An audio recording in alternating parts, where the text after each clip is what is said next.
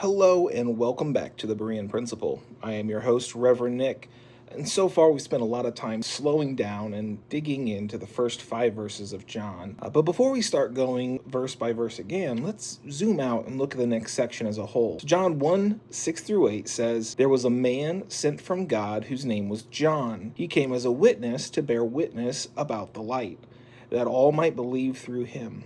He was not the light, but came to bear witness about the light."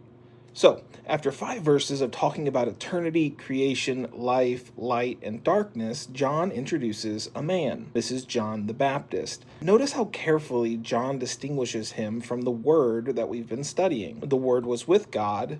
John was sent from God. The Word was God. John was a man. The Word was the light. John was not the light. His job was to point people toward it. So John calls him a witness, and that's a word we're going to see again and again in this gospel. John the Baptist bears witness about Jesus. Jesus' works bear witness about him. The Father bears witnesses about him. The Scripture bears witness about him. Even Jesus' disciples will bear witness about him. So John isn't asking us to believe something without evidence. He's going to spend his gospel calling witnesses. And look at why John the Baptist was sent, that all might believe through him. And there's that word again, believe. In our very first episode, we looked ahead at John 20, verse 31, where John tells us why he wrote the gospel, that you may believe that Jesus is the Christ, the Son of God, and that by believing you may have life in his name. We are only 7 verses into the gospel, and John has already brought us back to his purpose. But there is something else I don't want us to miss. John the Baptist is incredibly important. Jesus will later say that among those born of women, no one greater than John had arisen.